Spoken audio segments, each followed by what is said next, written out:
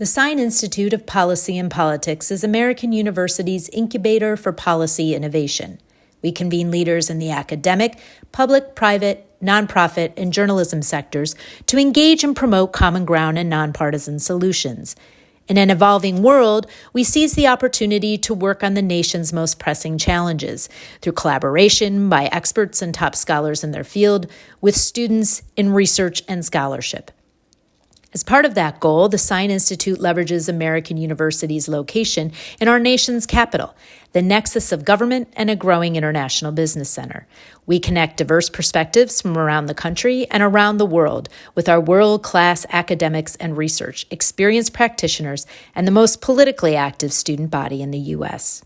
We stand apart through our focus on the role of business and the nonprofit community in public policy, the rise of the importance of economic regions in the United States, and international policy issues.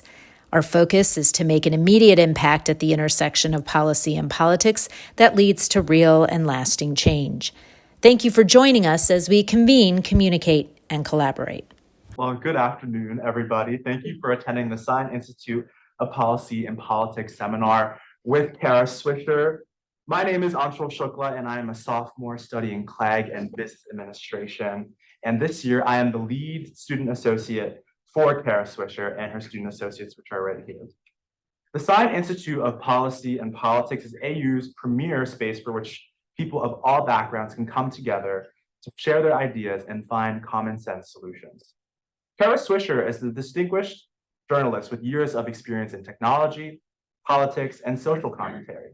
She has interviewed everyone from mayors to CEOs and brings insightful points to discuss the ongoing issues of today.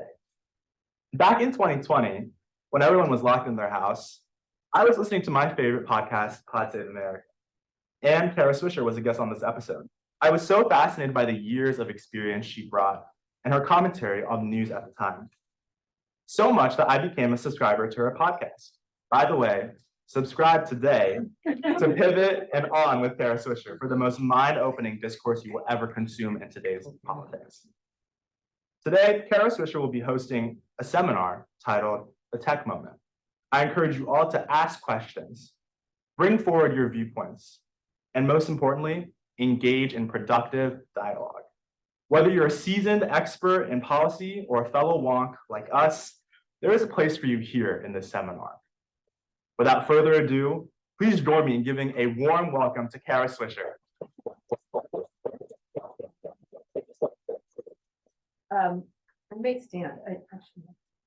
Hi, everybody. So thank you so much for coming. I am about to start on a pretty massive book tour of this book, which is coming out in a couple of weeks. See how that works. I was going to wear my Apple Vision Pro just to talk with you all, but I'll bring it next time. I'll bring it next time. I've been using it for days and days, so I'm in kind of that mode right now, thinking about where the future is.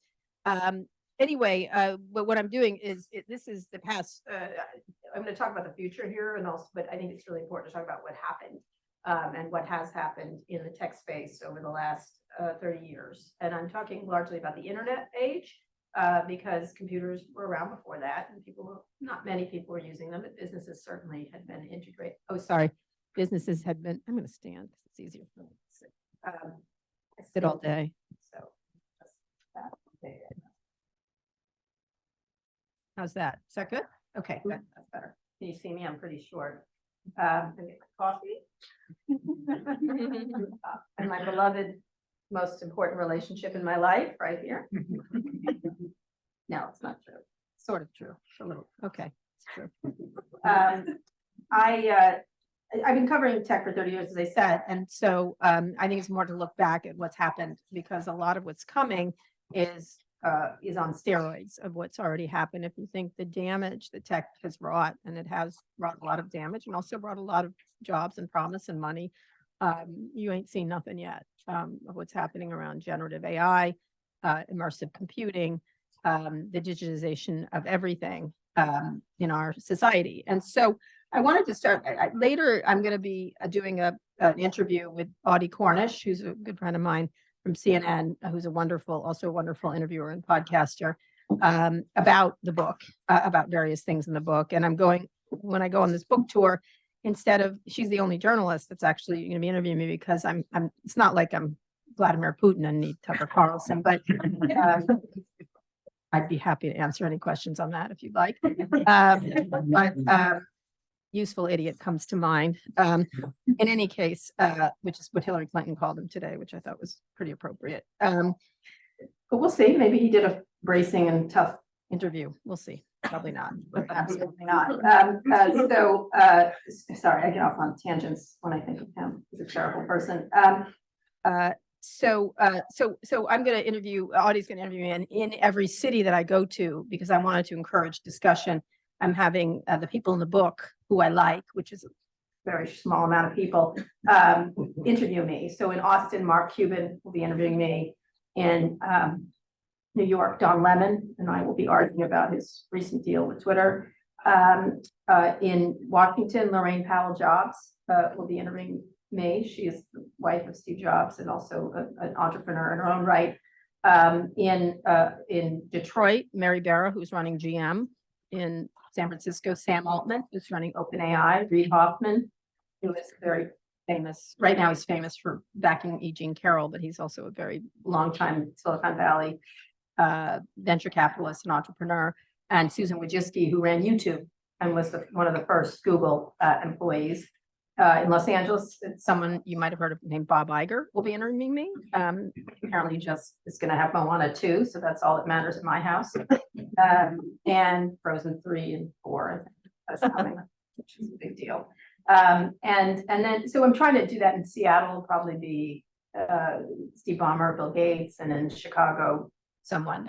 Anyway, I'm trying to engender discussions about the various topics in the book, which cover AI, EVs, misinformation, isolation, addiction, wealth creation, the greatest wealth creation in the history of the world.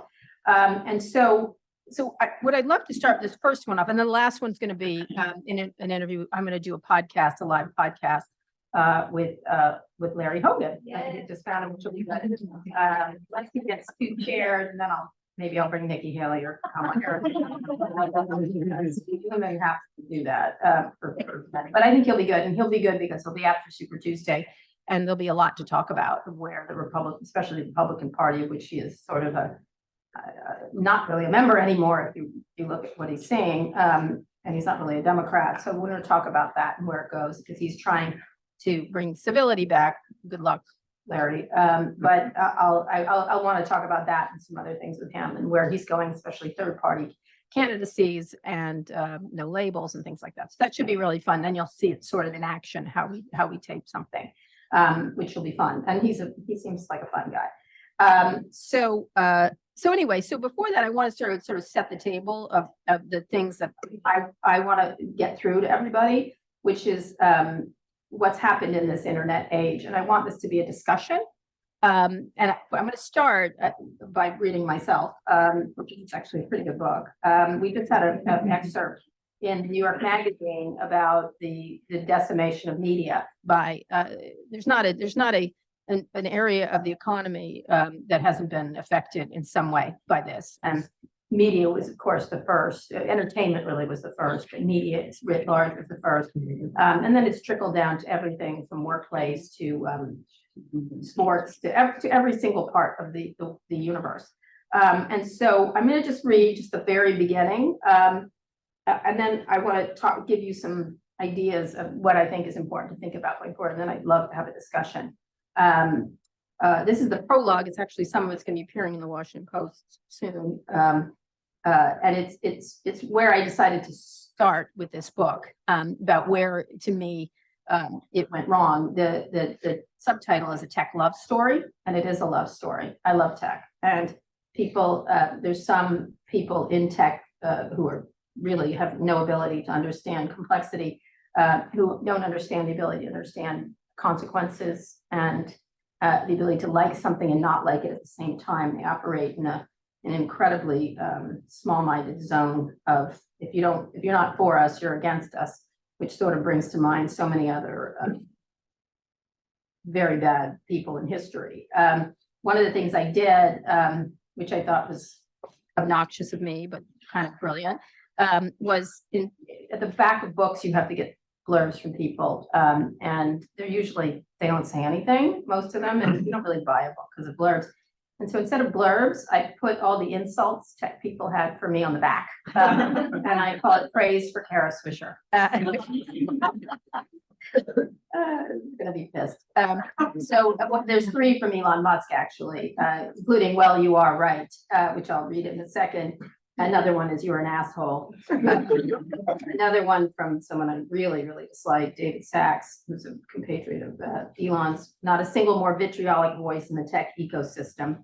And then my personal favorite, which is recently, let me find it here. I have some nice ones and stuff like that, but two recent ones from Elon, which I really like a lot, which is Kara has become so shrill at this point that only dogs can hear her. Funny. That Mark Cuban, if you want to enjoy something, watch Mark Cuban take him apart on Twitter, which is such an interesting. Mark is so smart. Anyway, and my favorite one, which he just did recently, I interviewed a guy named Yoel Roth, who is the head of trust and safety at Twitter, who stayed at Twitter when he got there, and Elon was slathering him with, like, isn't he the best? And after he realized what was happening there, he left. He's a really wonderful academic and a really wonderful trust and safety person. Elon tweeted that he was a pedophile, which he's not, which is one of his favorite go-to insults for people he doesn't like. Yoel had death threats, had to sell his house, and had to hide for a full year after this happened. This is not uncommon for a lot of people who work for him and left.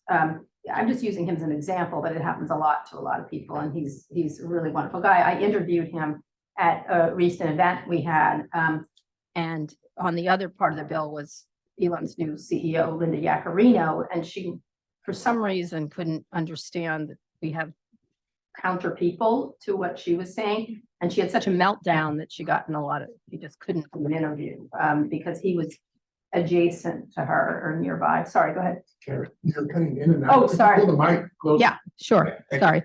In any case, so he wrote this after I just did an interview with someone who disagreed with him. I've really seen evil in his pure form as Yoel Roth, and Kara Swisher's heart is filled with seething hate. I regard their dislike of me as a compliment. So you get an idea of what's about to come when this book comes out, because it's not going to like it. But let me begin. I'm going to read just a little bit, and then I'm going to talk on some things people have to pay attention to going forward. And then we'll have a discussion. I think that's the most important way, especially how young people are using the internet. I have a lot of kids, including 2 older kids. And so I know a lot about how they are using the internet, and I spend a lot of time talking to young people because it really is about you, not about us. We're from a technological point of view, we're corpses of where this is going, but you're not, and this is going to affect you in ways that are really profound, including your kids to come. So the prologue is called "Sheeple Who Need Sheeple." I'm using a quote at the top. They were careless people, Tom and Daisy. They smashed up things and creatures and then retreated back into their money or their pet or their vast carelessness or whatever it was that kept them together, and let other people clean up the mess they had made. F. Scott Fitzgerald, The Great Gatsby. As it turned out, it was capitalism after all. If I had to pick a moment when it all went off the rails for the tech industry, I'd choose Saturday morning, December 10th, 2016, when I was at a farmer's market considering some epic Meyer lemons with my oldest son, who liked to cook. It was there in the San Francisco sunshine as the fog burned away up the hill in Noe Valley that I got a tip. The crowned heads of Silicon Valley's most powerful tech companies had been summoned to Manhattan's Trump Tower to meet the man who had unexpectedly just been elected president and was the antithesis of all they supposedly represented. Skulk was more like it. The only reason I was hearing about the tech summit was because one of tech's top-tier players had not been invited due to his, quote, liberal leanings and, quote, outspoken opposition to President-elect Donald Trump. The outcast called me in a lather. Sucking up to that corpulent loser who never met a business he didn't drive straight into the wall. It's shameful, he said. Can you believe it? Can you believe it? After decades of covering the nascent internet industry from its birth, I could believe it. While my actual son filled me with pride, an increasing number of these once fresh-faced wunderkinds I had mostly rooted for now made me feel like a parent whose progeny had turned into, well, assholes. My first call was to one of the potentates who was sometimes testy, often funny, and always accessible. Of everyone I had covered, I could count on Tesla and SpaceX CEO Elon Musk to engage with me on a semi-human basis. While Musk would morph later into the troll king at scale on Twitter, which he would rename X, he was one of the few tech titans who did not fall back on practiced talking points, even if perhaps he was the one who most should have. So what did Musk think of Trump's invitation? The meeting had no stated agenda, which made clear to me that it was nothing to do with policy and everything to do with a photo op. You shouldn't go, I warned him. Trump's going to screw you. Musk disagreed. He told me he would attend, adding that he'd already joined the business council for the newly elected president, too. When I brought up Trump's consistent divisive fear-mongering and campaign promises to unravel progress on issues ranging from immigration to gay rights, Musk dismissed the threats. I can convince him, he assured me. I can influence him, he told me. Well, thank you, Jesus. Apparently, Musk thought that his very presence would turn the fetid water into wine, since he had long considered himself more than just a man, but an icon and on some days a god. Good luck with that, I thought to myself as we hung up. I moved on, calling other C-suiters for comment. The guest list had been compiled by contrarian investor and persistent irritant Peter Thiel, who had made his fortune betting on visionary technologies. Still, his latest vision for the future was his most outlandish, backing Trump. It was certainly a bold bet by Thiel, and it had panned out magnificently. I didn't even attempt to contact Thiel. The entrepreneur had long since stopped communicating with me, especially after a lengthy video in 2007 where we agreed on exactly nothing. After the camera stopped rolling, I pressed Thiel on the need to ensure gays had the same rights to be married and have children as straight people. Both Thiel and I are famously gay, but he argued that gays should not get, quote, special rights, even as I asserted we had no rights at all. We had exactly nothing in common. And while we would both go on to get married and have kids, me twice, it was probably a good instinct on his part to avoid me. So then I call everybody and they give me all kinds of excuses. And one of them said, look, this is obviously a circus. Everyone in tech just wants to be invisible right now when it comes to the administration, but has to participate since we've done it before. So what I then got on to tell you was me trying to get them to actually say something public about immigration and a lot of these other issues that they had performatively been saying was part of their progressive, not progressive, but in terms of changing the world. And so it became really disturbing to me that people, including two people who were immigrants, Satya Nadella, who's CEO of Microsoft, and Musk himself, were doing this predominantly for Trump's benefit, and not said anything about immigration particularly. And most of them, when I talked to them, called Trump a buffoon, always off the record, never on the record, and without any kind of sense of how powerful they were, which they are, of course, the richest people in the world, in the history of the world. So I wrote, this kind of casual hypocrisy became increasingly common over the decades I've covered Silicon Valley's elite. Over that time, I watched founders transform from young idealistic strivers in a scrappy upstart industry into leaders of some of America's largest and most influential businesses. And while there were exceptions, the richer and more powerful people grew, the more compromised they became, wrapping themselves in expensive cashmere, batting until the genuine person fell deep inside a cocoon of comfort and privilege where no unpleasantness intruded. When people get really rich, they seem to attract legions of enablers who lick them up and down all day. Many of these billionaires had started to think of this fawning as reality when suddenly everything that comes out of their mouths is golden. History gets rewritten as hagiography, and if you know them in the before times and have some prior knowledge of their original selves, you either become an asset, truth teller, or a threat, truth teller to them. So I went on and kept saying, could you please at least say something at the meeting, even if it's off the record. I felt they should say something on the record. And nobody would do it. Not one person. And they snuck in to the meeting and then they snuck out at the end. The only person who hadn't been involved was a woman named Meg Whitman, who ran Hewlett Packard and also eBay, who I had tangled with over her opposition to gay marriage many times when she was running for governor. But she was the only one not invited, and she was the only one who was actually a Republican in this group of people, which was amazing to me. I mean, which in any case, she had called Trump a dishonest demagogue and had shifted her support to Hillary Clinton, which must have been very painful for her because she was quite conservative.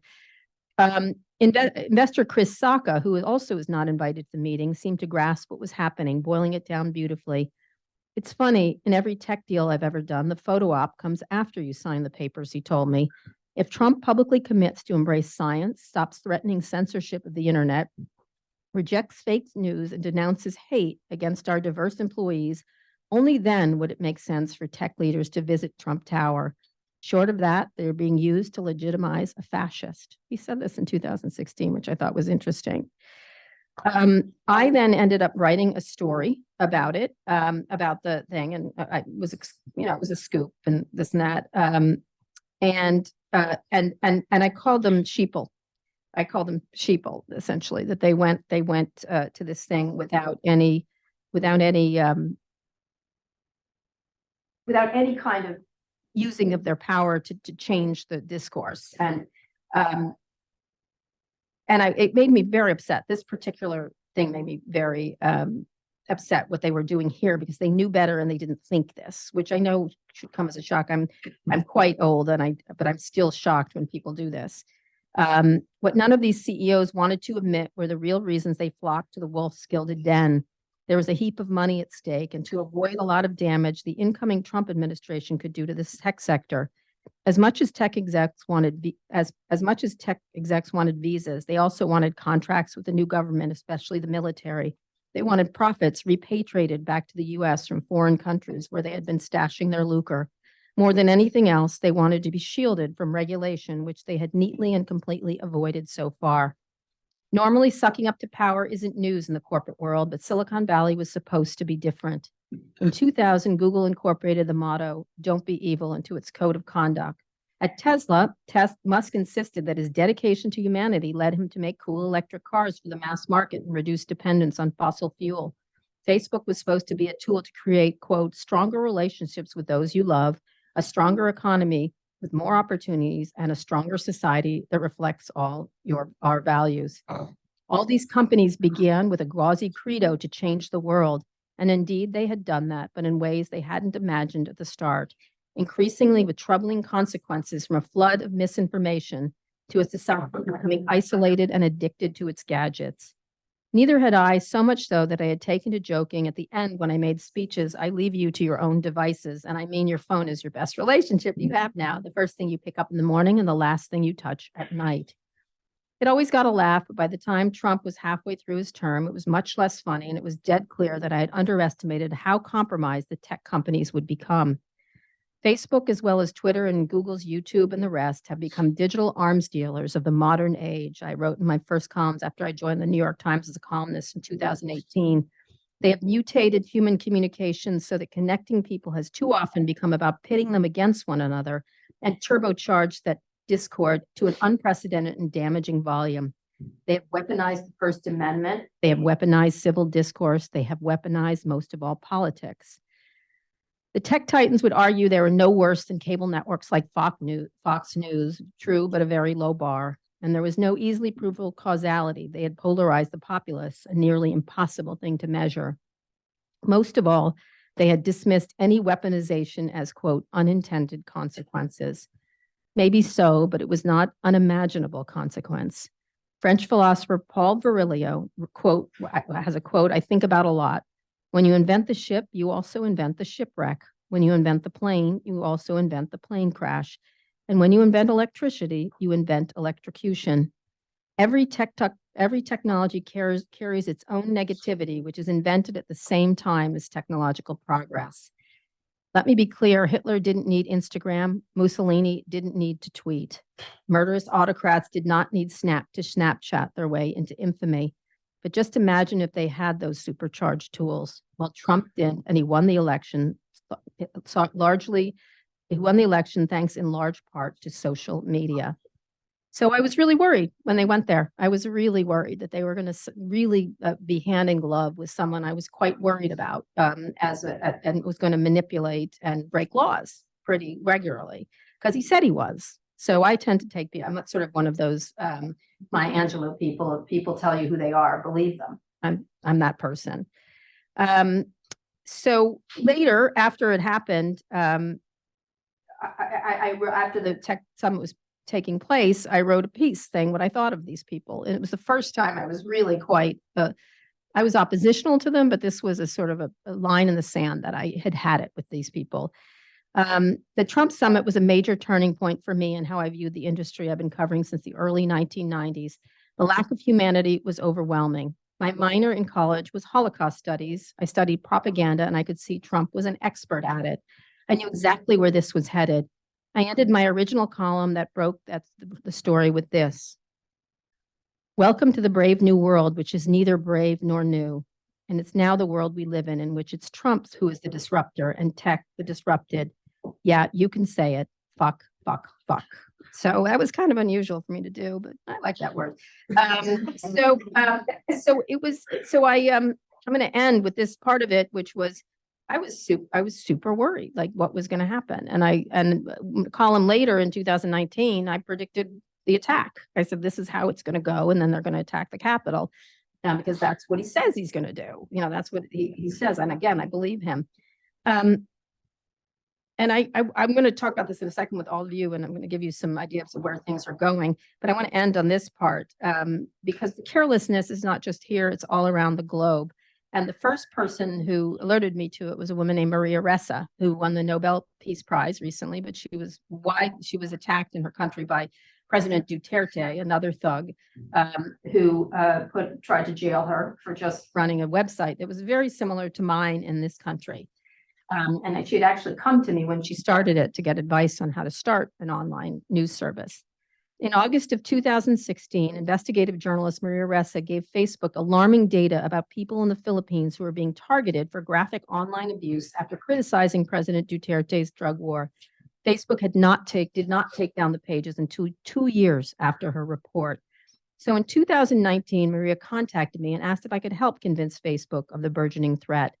We're the canary in the coal mine, and it's coming to you, said the woman who would later win the Nobel Prize for efforts to shed light on the murderous reality of our country. Can you help me stop them?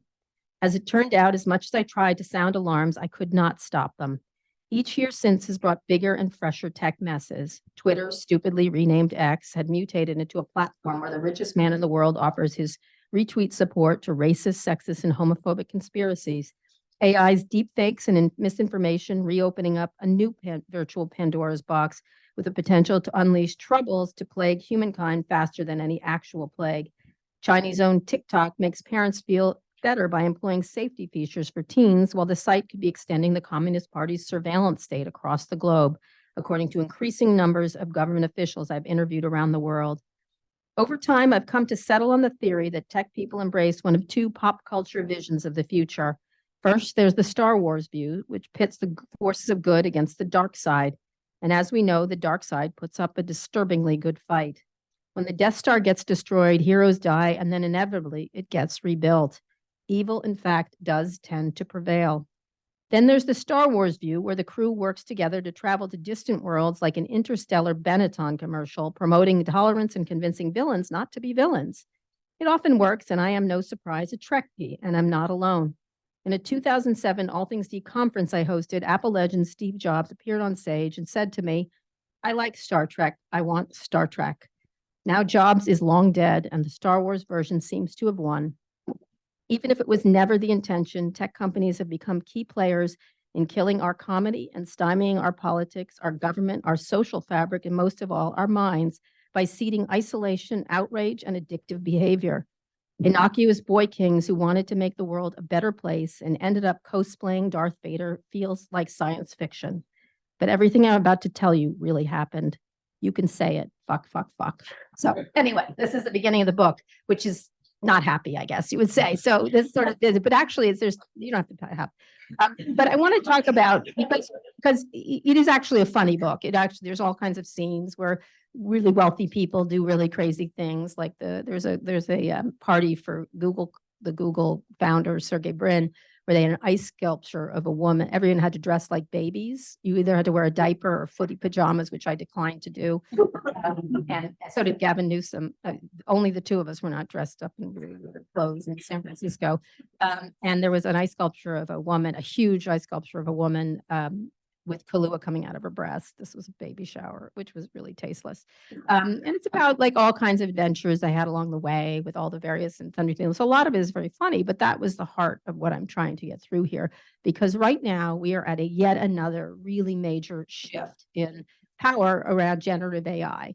Well, a lot of attention was at crypto, which is still important, by the way. I'm not a crypto skeptic. I'm a people who are running the companies were scam artist skeptic. But there's a lot of really interesting applications, and currency is already digital if you really think about it. But it's not the biggest trend compared to generative AI, which is really as if you took Google and exploded it and can go down into it. And it opens up all kinds of things, including IP theft, which is what they're doing right now, and scraping of other people's content, the real decimation of the media. It's already gotten a kick in the nuts. Now it's really going to be killed off finally. And it also brings up the idea of what the data is, what's going to come in and out of these things and how these systems perceive them. There's a really famous tech phrase, garbage in, garbage out. I always say crap in, crap out, but that's where we are. We don't know what you're going to get and what these generative AI models are going to do. You can have a pretty benign look at it, which I do in some ways, because a lot of it is really powerful. Cancer research, healthcare, information, education. You could think of 100 great things, just like you could with the internet, right? There's 100 great things, but you could also anticipate real problems from killer robots that just, you tell them what to do and they will do anything to do it. They don't have any human capacity for any kind of mercy, neither do humans, but that's another issue. But we certainly could fix that compared to these. Like you'd say, we want you to get rid of all plastic to these robots or whoever, this AI, and it will kill people to do so if that's the best way to do it. And because it's the logical thing to do. It's like a bunch of Spocks unleashed around the world. And my biggest worry is not so much the AI itself, because it's coming. There's no pushing back the ocean on this thing, but that the people running it is my issue. Is once again, the people running it are problematic. They're very powerful. They're unaccountable. They're rich. They're rich beyond all imagining. They have lobbyists, and that our public officials, our elected public officials, as flawed as they are, and they are, so you can watch this week, they're really flawed. They haven't put any regulations in place to deal with it. Right now, how many laws, I think I mentioned this, do you think there are governing just the internet? Zero. Thank you. Please keep that in mind. I had an argument with a lawyer the other day, and he's like, there's antitrust laws. I'm like, they're old. Like, there's no ones specifically targeting privacy data. There's some around sex trafficking. But in general, the tech companies are immune from prosecution, which is really something when you think about it. I mean, Trump made that famous statement, I could walk down Fifth Avenue and shoot someone and I get off. They do it all the time and they get off. There's no getting on to them. And there's some lawsuits happening right now and various things in various AGs and with our own government, but that's not really how we need to govern. We can't just sue them. We have to be able to sue them in a normal, logical way, like a pharmaceutical company can be, or a bank or anybody else. But we also have to have laws in place protecting consumers. The problem is you've all become cheap dates for them.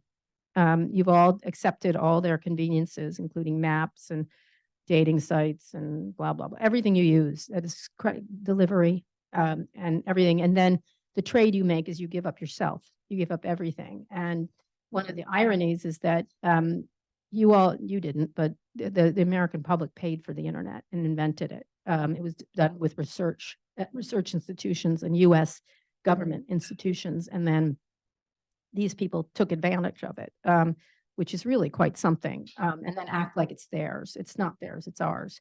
And so one of the things I'm hoping will happen in the next era, and I've got to say, I'm not, I have hope for this happening, would be that there would be some level of legislation that will match this. There's again a bunch of legislation on the docket. The last go round, Amy Klobuchar, for example, was at the head of that.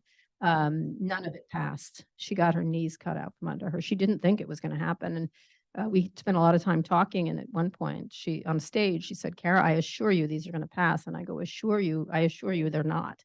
And none of them did. And that wasn't just the Republicans who did it to her. It was also money being pumped into campaigns across the country, including in Democratic races. And they were too worried about losing to pass these laws. At one point, Senator Klobuchar, there was a bunch of commercials saying she was trying to kill the internet, which made me laugh. I sent it to her. I'm like, "You're killing the internet. Look at you. Good luck with that." She goes, if only I could," but she can't. She was kidding. She didn't want to kill the internet. But it's really disheartening when you think about it. And so one of the things that's got to happen is real ability to be able to hold powerful people accountable. And the real problem is that unlike a pharmaceutical company, which can seem villainous, easily, there's been tons of movies about that, or a bank, or, an arms dealer, or a cigarette company is probably the best way you can compare it. These are people you kind of like because you kind of like their services, and the worst part is you're not just addicted to them. You have to have them to work in your workplace. Another column I wrote a couple of years, but as the pandemic began, I said, now we're screwed because we have to use all their services, and we are going to be ever more tethered in, and it will decimate certain industries. I targeted remote work, which I've been a remote worker most of my career, but I was like, commercial real estate, everything like that, and they will have more power over us by the end of it, and they'll be richer and more powerful than ever. And in fact, all these tech companies right now are hitting all-time highs. $3 trillion for Apple, $3 trillion for Microsoft. Facebook is surging because their revenues are surging. And meanwhile, you see layoffs at media companies all across this past week, several of them, because their business models just don't work. You either have to be a very small player, like myself, or really big. And the very biggest among them is the New York Times, which had $2.4 billion in revenue last year, and I think $600 million in profit. I think that's what it was. I'm pretty sure. Right. Compared to Facebook, which I believe has $140 billion in revenue and $40 billion. It's not even a fair fight anymore. And they've sucked up all the content, all the advertising, all the business models, and therefore only small players will remain. But the media landscape, as you've seen it, is really in a lot of trouble.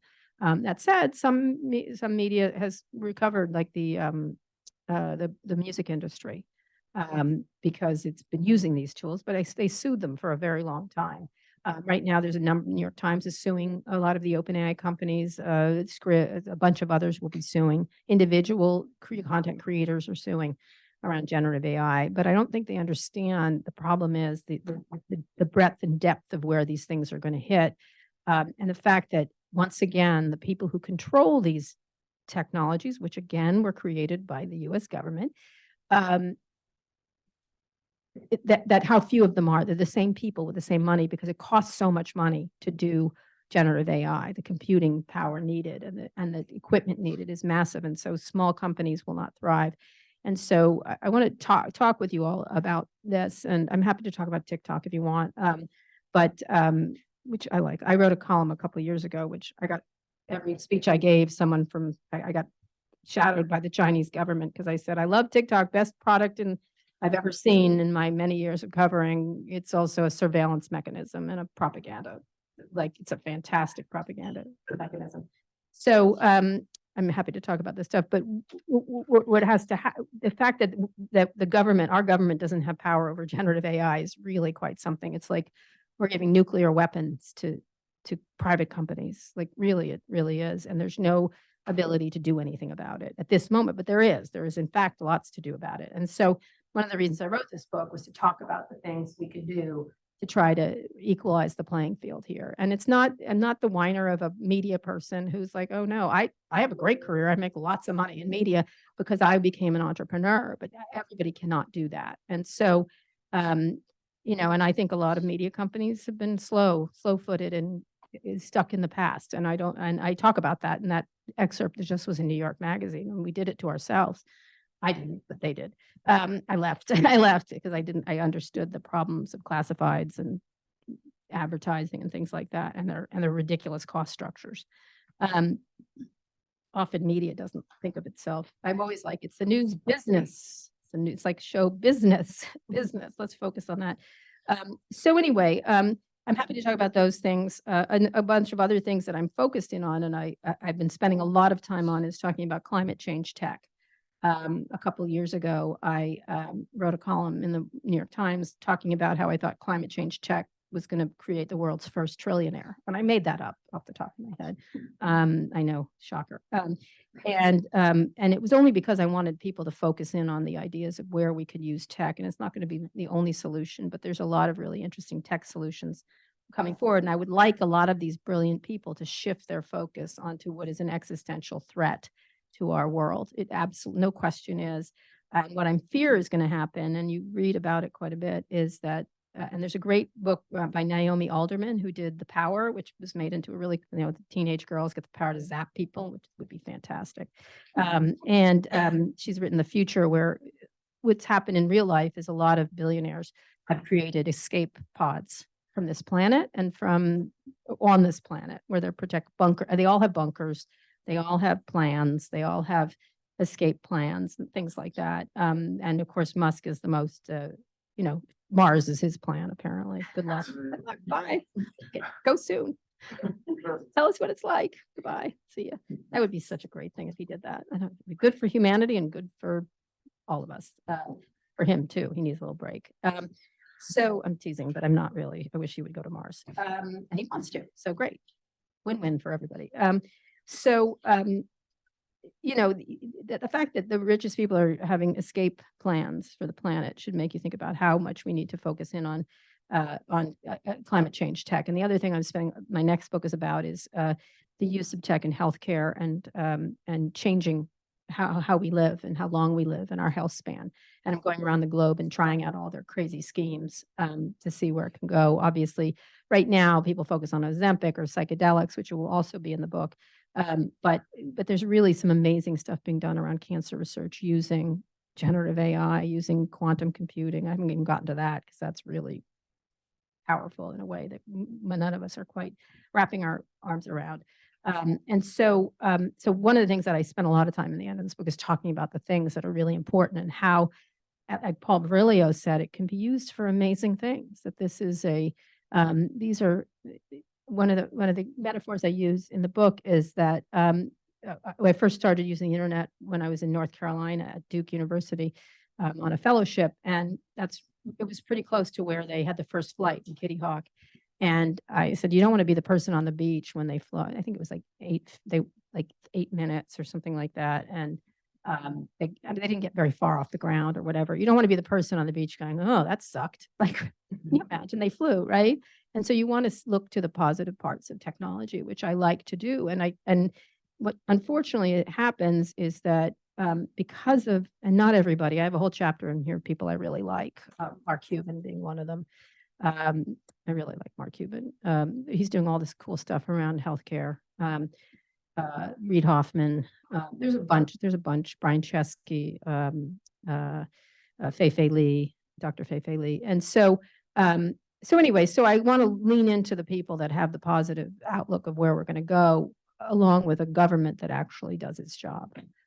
So I'd love to just chat with you all and questions and talk about where it's going. I'd love to hear about how you guys think of the internet. I know you all love it, but go ahead. Hi, my name is Eli. I have a question. So obviously in recent weeks, I think it was like 2 days before the New Hampshire primary or so, some phone call got released from Joe Biden, telling people not to vote in the primary. Obviously, that was caught quickly. The New Hampshire Attorney General announced yesterday that they found a Texas company that was behind this, and they're looking for laws that they might have broken. But they're not totally sure if there are laws. That's correct. There are. and what they can prosecute that can actually have a case.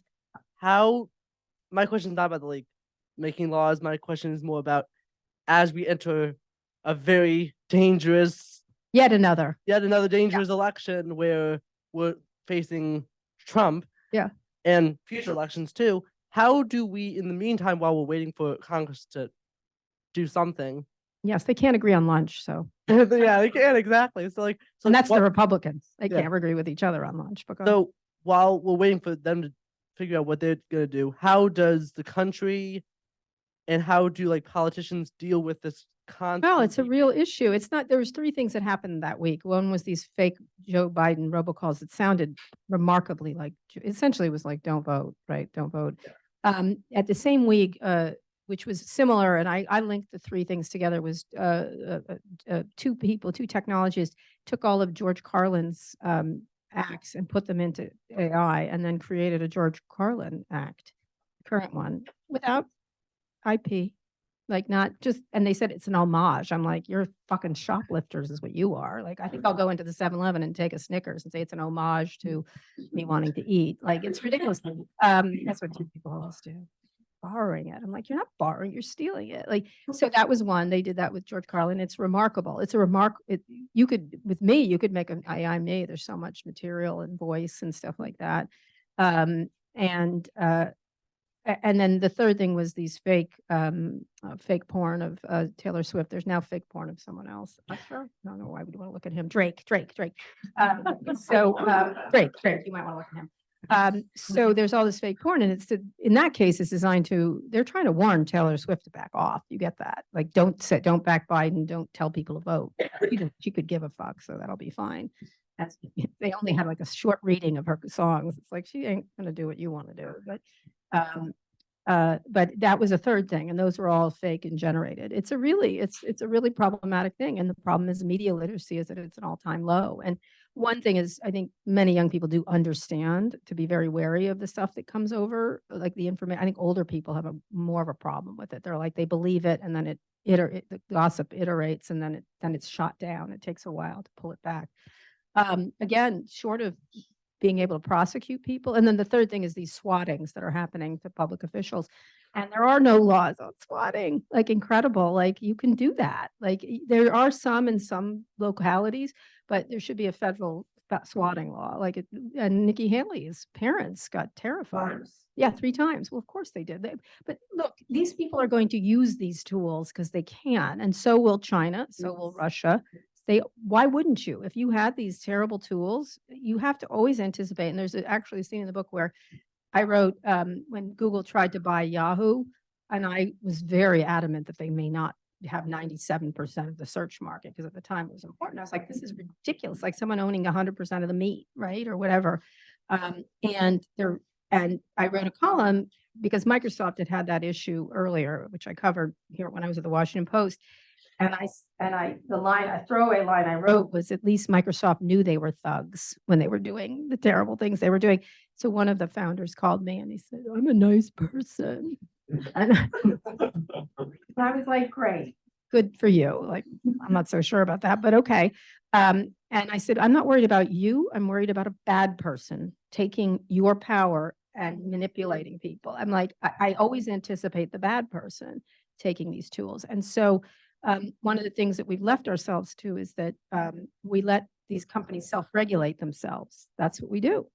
They'll figure it out. And honestly, like just this week, Facebook has said they're going to regulate outside AI on their platform. Well, great. I don't really, because the kindness of Mark Zuckerberg, sorry, we should legislate it. Like you need to do it. And they act like it's a big, like, look what I did. They call me, they're like, look what we did. I'm like, go fuck yourself. Like someone should just have a law. Like it's not a favor for you not to spew noxious fumes at us. That's not a favor. That is what you should be doing. And by the way, you're not going to do it if profits get in the way. So I think we have to, I'm not sure how we do it, but obviously Europe has been very aggressive. Canada's been very aggressive. But it has to come from the US because most of these companies are US based companies. So, okay. Thanks. Do you think in the US with politicians and legislators and with the media and their lack of scrutiny on tech, do you think it's lack of will or lack of like there's a comprehension gap? They actually don't understand it. No, I think that's a the- trope. I think that's a trope. I think media's done actually a very good job recently. Some of these stories, like there's been a lot. It just, the general public doesn't care. They rely on these things. I think media's done an actually pretty good job. There was when I started covering tech, the reason I was seen as so unusual is because I didn't slavishly lick them up and down. I wasn't a fanboy, and emphasis sorry on boy. It was mostly men who were covering it, who just loved the gadgets, and I love a gadget too. I'm not immune to that, but I think the media's done a pretty good job pointing this stuff out. But as with much that's going on in our country politically, it doesn't matter. Doesn't seem to resonate. People just say, okay, I know, but I'm going to do this anyway. With the legislators, I do think there's tons of legislators who know what they're talking about and are very adept. They regulate every other industry, and as flawed as those are, you're not. Alaska Airlines aside, planes don't fall out of the air every day. They don't. Our water is, leaving aside certain municipalities, relatively clean. Our highways work relatively well. It's because there's a lot of regulation. Now, I'm not a big regulatory person, but more than zero is something I would prefer. And so I do think they, a couple of years ago, I guess Orrin Hatch, I don't think he's living still. He's not. He's dead. Okay, I never know. One of my jobs at the Washington Post when I was a news aide was to figure out who was dead and who was not. And this was pre-internet, because they'd be like, we want to mention, Kara, is that person dead? And I'd have to like run to the encyclopedia or something and the clips, because there was no internet at the time. And I kept a list called Not Dead Yet. People thought to be dead that aren't, and people that we think are alive are dead. And so I had these two. Anyway, years, Abe Vigoda. I was like, is he dead? Is he not dead? He's now dead. But you don't know him. He was great. He was a great comic. I'm losing my train of thought. They know how to do this. They know how to do this. And there's some really great people. I just did an interview with Mike Gallagher, who's a Republican. I don't agree with him on almost anything. He's the one that voted against the impeachment, he's terrific. I have to say, he's really smart. He's a policy person, so you can argue with him on policy, right? Like he's political, but he's policy. So he's a serious legislator.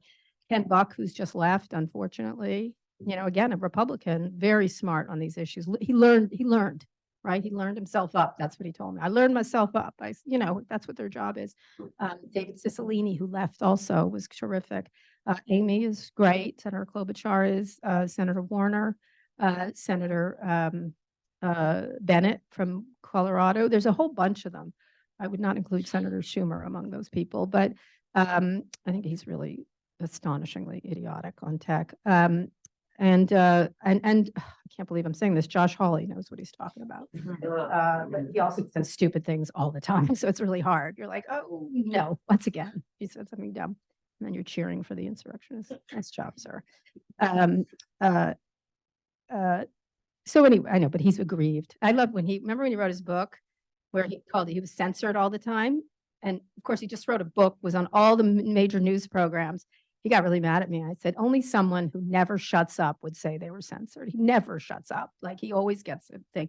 So there's a lot of people like he's smart, and a lot of Lena Khan, John Cantor, even Trump had an assistant attorney general for antitrust who was great, who was really smart. He got meddled with, but he was really smart. So there's all through the government, there's lots of smart people. And certainly among the advocacy groups on the other side of tech, there's a lot of smart people. So there's plenty. It's just that they have so many lobbyists. You go look at the numbers. It's crazy how many lobbyists they have. I mean, I was joking that Facebook has 3 to 6 PR people dealing with just me, right? Like, so I actually got 10 notes yesterday over this New York Magazine thing where it was a picture of me and Mark together, and they're like, how many of those pictures do you have? I go, dozens. Like, I was like, you're upset about a friggin' picture of me with him? He didn't look great in the picture. He looked good last time. I don't really talk about people's looks, actually. I was on Bill Maher, and he started insulting Mark Zuckerberg because of his looks. I don't know if you ever saw this. He started like making fun of him, and I turned to him. I said, you're nothing pretty to look at, so why do you want to comment?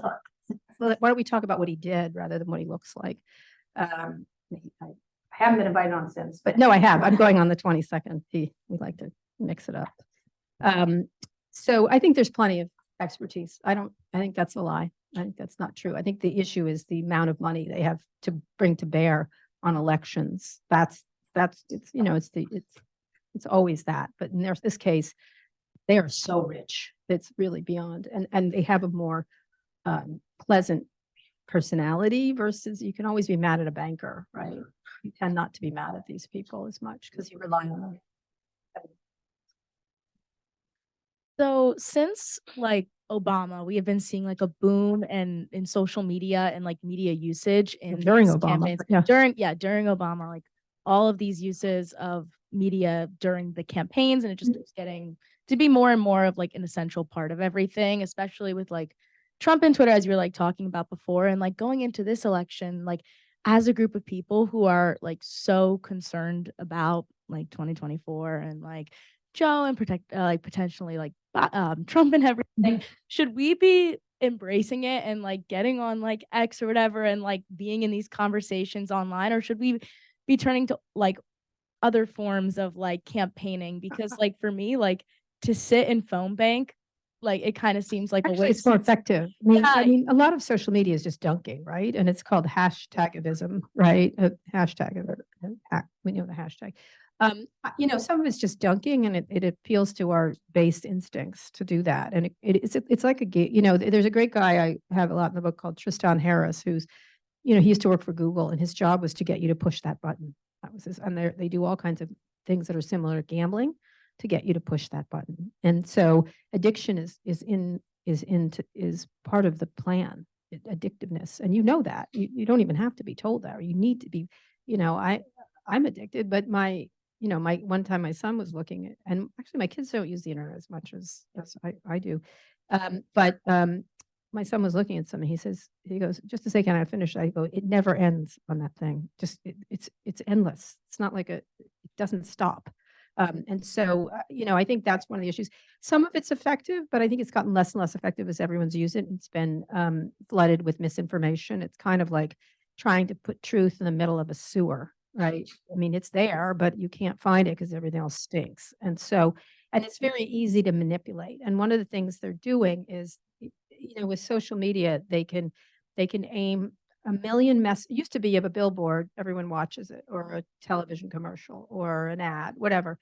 Now they can send a million different messages to a million different people that are tailored to all your behavior and push on your and they know everything about you. And so that's the power of it. And so you can't really push against it. To me, the best thing to do now is physical campaigning, door to door, meeting people, groups with people. It just, you can't, sometimes things take off, right? Look, they do. Look, that Tracy Chapman video was, I think a lot of people are like, why aren't we getting the fuck along? Like, I think that's sort of, those things resonate and those are important, but there were media moments like that before, whether it was Nixon looking like a crook in the middle of that Kennedy debate. Like, there's always been that kind of thing. Like, that was a big media moment, by the way. But it was, that was, by the way, a much closer election than people realize. I think door-to-door meeting people, because that also removes the ability to scream at people, right? You're very easy to scream at people online and disagree. Like just today, lovely Walt Mossberg, who I dedicated this book to, who was my partner for many years. He's like, someone called you anti-Semitic on Threads. I was like, well, that'll be a surprise to my Jewish wife and Jewish children. Like, really? Like, it's ridiculous. And he was like, I fought back. I'm like, don't even fucking bother. Like, what? It's only going to rise your blood pressure. And right now on X, for example, all I do is make jokes at Elon's expense because I know I happen to know it bothers him. People close to him tell me, and I'm just doing it from. I was talking to Cuban, and I'm like, let's just keep doing it. He goes, this is fun.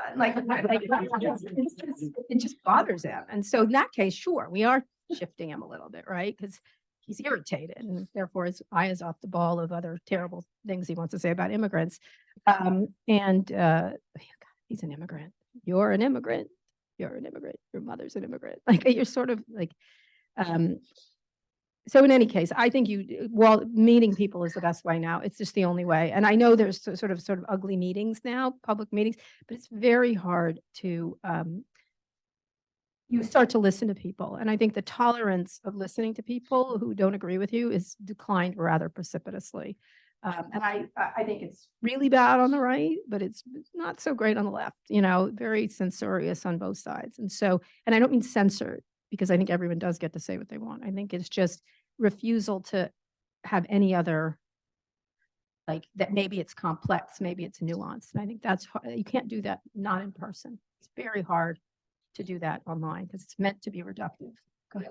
Awesome. So hi, Kara. Hi. So earlier you were talking about all these lovely tech leaders that just have been part of these circles that have really affected the future of tech really negatively and have become compromising. So as someone who still believes in the power of tech and that it can be used for as a force of good, Mhm. I was wondering what advice would you give to the next generation of tech leaders who want to create good in that space? And that's so that we don't end up becoming like Look, I'm not against making money. Like I like making money. Like I enjoy my house, like kind of thing. And I've worked for it, right? And so I think what happens is there's a lot of people like that. By the way, younger tech people I like a lot more because they're sort of savvy. They're sort of on, they don't really want that because, it's very hard to get that rich and not get compromised. People, you should see the staffs around these people. It's crazy. It's prison like, it's a very nice prison, but they don't have a sense of how anybody lives in any way. And because they don't live like that anymore. And so they go from the plane to the car to the yacht to the controlled, beautiful place where cashmere is everywhere. And it's very hard for them to understand people's regular things. And of course, what's unfortunate from some of them is that on top of it, there's a victimization mentality among them. And you can see it heavily in a lot of them. Elon's particularly bad. Like, oh, I'm so poor. I'm like, "Yeah, you're the richest person in the world." Not anymore. But the victimization, like that they can't be wrong. Mark Andreessen suffers from this. He wrote a really ridiculous manifesto about you're either for us or against us, which to me, he happens to be an intelligent person, so I don't understand why he did that. But I think a lot of younger entrepreneurs I've met recently really are Sam Altman's a very thoughtful person. I like him. People are mad at me for liking him, but he's actually will have a long discussion with you.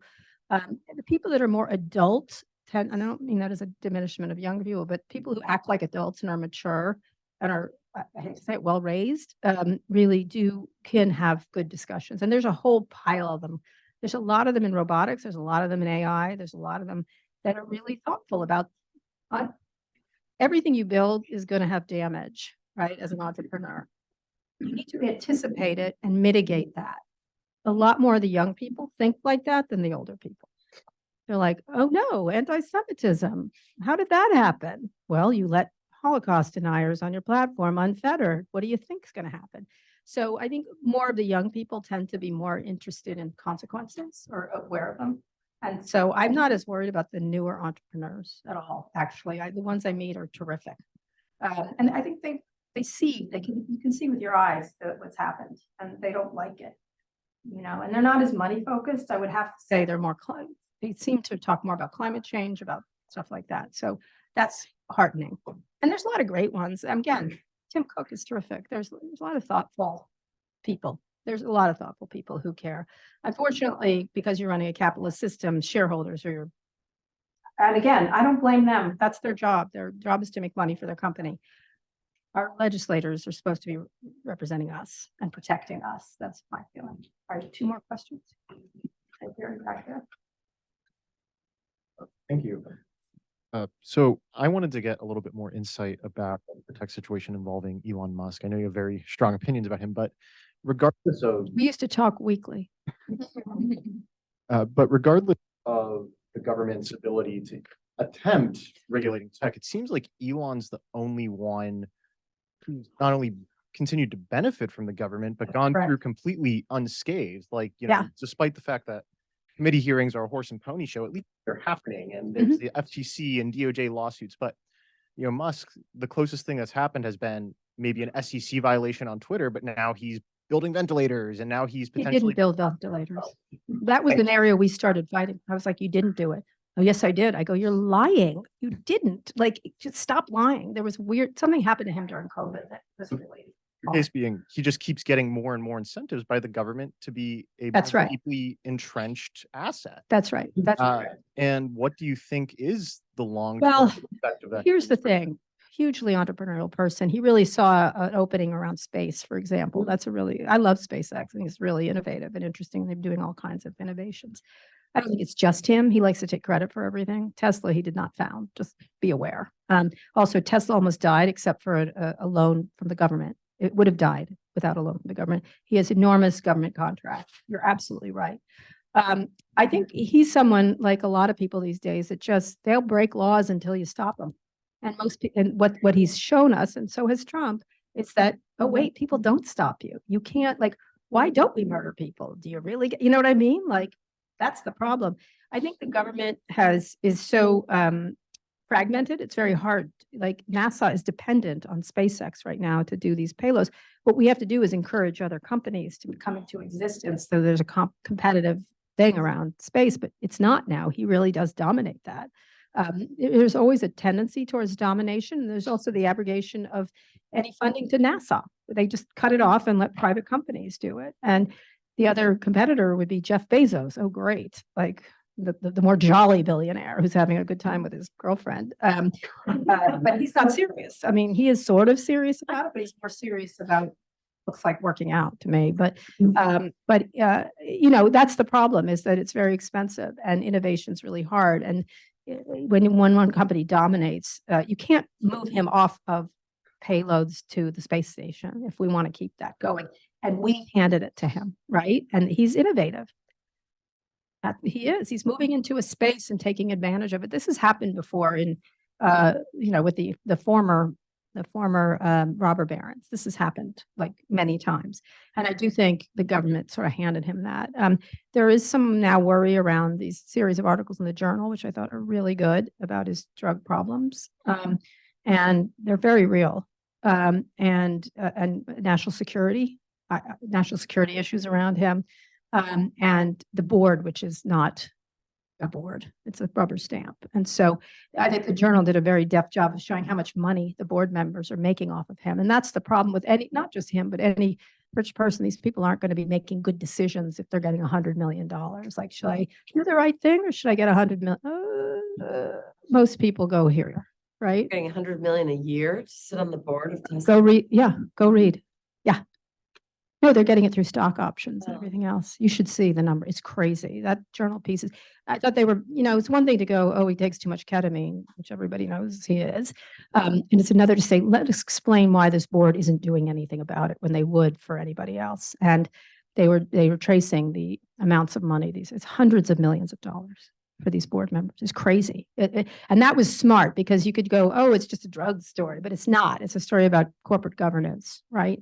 So this guy gets to break laws because he makes them all kinds of money, even when it's just ridiculous what's happening. But he has a level of entrepreneurship that others don't have. That's for sure. You know, he's very aggressive. But it means that other people aren't going to get in, right? That's the issue is with these big companies, is once someone dominates, everyone else dies. You know, it's like trees in the forest that block out the sun, essentially. And that's I want a lot of entrepreneurship in AI, for example. What an exciting time if we could, but if it's all Google and Facebook and Apple and Amazon, no, thank you, right? And they will decide who lives or dies. That's not particularly innovative. You know, might as well be China, right? Like it's the same thing. It's just they're private companies doing it, but unaccountable private companies. Not that the Chinese government is accountable. Sorry. Hi. So I just got hired by a media education organization. They try to educate people on media. Yeah.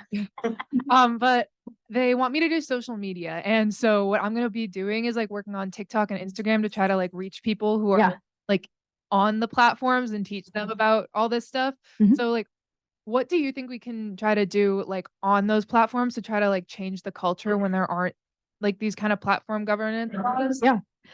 You know, I think the reason they want you to do that is because that's where, you know, there's an expression, why do you rob banks? Because that's where the money is, you know, that's where the audience is right now. And that's where people should be focusing on if they want to get messaging through. And it's very hard because it's a super noisy environment. And, you know, if you're busy watching people dance or, you know, ASMR, sand cutting, which I happen to like a lot. It's a problem. I think it's just where you need to put messaging. If you're doing messaging, I think the issue is messaging is so much harder now, given how fragmented it is and also how noisy. You have to come up with ways to attract people. And unfortunately, the goldfish method was like, oh, like, what am I looking at? What am I looking at here? That kind of thing. You're sort of like Dory in Finding Nemo. You're like, oh, like that. And people have their attention spans. I mean, it'll be really interesting 100 years from now for people to study people's brains, what's happened around this stuff. That's going to be, we talk a lot about the problems with football and everything else, but boy, if our mind's been remade in a way that is much different. And it also brings increasing levels of stress, self-esteem. The studies are very clear, especially with young women, the self-esteem issues and the growth of the internet and self-esteem among drops in self-esteem go like this. It's so clear what's happening. So when you're doing stuff on social media, I'm not an expert in that because you have to stand out. You have to have messages that stand out. And unfortunately, you're competing with really entertaining things that are really addictive and entertaining and fun and actually fun. And, you're not the only one. So are long form broadcast networks. So are like the numbers are crazy. As if you look at people getting their news and information, TikTok is now used to be Facebook. Now it's TikTok. TikTok is where people, and I'm sorry, I love TikTok. I like a lot of the Americans running it, but hey, now guess who's really running that thing? And why wouldn't, and the issue which makes me laugh, I've talked to a lot of intelligence people about what they're up to over there. We all went crazy over that spy balloon, right? Yeah. By the way, there's many more of them than you think. There's hundreds over Washington, Chinese spy. There are. I was talking to a company that monitors this for the government. It's crazy how many they have up there, which is good about our country. We let everybody do what they want, but it's kind of bad too. We're a landscape that's easily broken into. I said something where I said, we worry about the spy balloon when there's 400 million spy balloons on TikTok. Like that's what they're doing. And everyone's like, how do you know they're doing that? I'm like, are you kidding me? That's their job. Look at the country. Look at what they're doing. And if you want to have that kind of government, that's up to the people of that country, but that's what they do. That's what they do. So why wouldn't they do it with this? Like that, it's a very easy assumption to assume that they're using it for propaganda. They are. There was just a story today about how heavily the Chinese in particular, are very deaf. The Russians are not as good as the Chinese, but Chinese are very clever. So I don't know. You have to be on that I'm not much on TikTok because I left my burner phone somewhere. But I like it. I see the appeal. So you have to, in your case, you should put it on there. You should put it on there. Okay. I think that's it. Anything else? Just questions? Oh, sorry. Go ahead. Yeah, I have one question. Sure. On Last one. the panel last week, Mhm. you kind of talked about, thank you. You kind of talked about how important it is to step out of line. And Yeah. just overall not accept how the status quo is, because obviously it's in a very dark place right now. And so I guess my question for you is just overarching, how do we, especially as young people, as just individual citizens, make, small incremental changes each day to combat all the polarization that's happening, all the bad shit, One thing is stop doing it yourself, right? Like that's Okay. like, Yeah. it's so easy to traffic in untruths about people in a very small level. And oh, I heard that about that. Do you know? Do you actually know? Sorry, I didn't mean to. No, I'm saying when people do it every day without meaning to, and not in a malevolent way. The quote was, I mentor a lot of people and almost every single one of them is worried about losing their place if they step out of line. And I'm like, the only way you get up higher is if you step out of line. That's the only way, seriously, unless you're untalented, then you should stay in line. That was a joke. That was a joke at the end. You should get out of line. My issue is my point is we live in a country where we can say what we want. We really do. Not always, there are consequences for things you say, but you all are so lucky compared to so much of the world. Just travel a little bit and see how people live. You have an ability to make choices, and we get so sucked up into our various anxieties and everything else, which is problematic, but we have an ability to make choices about the things we do. And too many people don't make those choices, right? It's much easier to be like, oh, I'll just go along, or not liking something and then just, oh, I'll just put up with it. Like same, it's not just in our job lives, it's in our personal lives, right? I happen to be one of those people. I'm like, no fucking way. That's done. I'm done. Like I have a lot of I'm done in me. And I think people should uh should cultivate that. And I don't mean being disputatious and a jerk. Like there is a level of jerkiness. You know, you don't want to be Larry David, by the way. The new season's hysterical. I happen to like him. It's really funny this week. It's really funny. He has a whole session with Siri that is so good that it's like he's very. I sent it to the Apple people. They hadn't seen it. But you can do a lot more being not contrarian for the sake of being contrarian, because those people are super annoying. But like, do I like this? Do I want to do this? Do I like this class? And I think a lot of people don't do that on a daily basis to themselves. And they're not honest with themselves about the kind of choices they make. And we have an ability, we are lucky people. You are all lucky people. We're all lucky people here in this room to do that. And I have taken it to a level of I say it out loud rather that you probably should keep it internal when you're making those decisions. But when I was leaving, I think I said this, when I was leaving a job just relatively recently, a very high ranking person was like, nobody leaves this place. And they're like, nobody leaves this place. I'm like, well, they do today. You know, I don't know what to tell you. And they were like, why are you leaving it? And I said, do you want the truth? And they said, yes. I said, you can't handle the truth. And they said, I was doing the movie. They didn't get it at all. And they go, well, tell me the truth. I said, I don't want to talk to you anymore after this discussion. And they're like, what? I said, I can't talk to you anymore. I can't hear your voice. And I don't want to hear your voice anymore. And they're like, what? And I said, I hate listening to you. And I said, and they were like, what? And I said, I don't dislike you. I just think you're an idiot. So I need to go. Like, and it was a Larry David moment. And don't do that. I mean, unless you're powerful, then you can. But you have to do that in your mind. Like, I don't like this. I like this better. And it's better to decide what you actually like. That's the better thing, is to make a list of things. I have a section of this book when I got remarried. I made a list of things I like, what I wanted in someone I wanted to be with next. And I made an actual list. And she met the criteria, my KPIs. But I did. I thought about it. Like, what don't I like? What do I like? But it was mostly what I like. And that's the better way to go about it. Where do I want to live? Where do I want to, how much work I want to do? Stuff like that. So that's just, I think you can do it. All right, that's it. Okay, so next one we'll do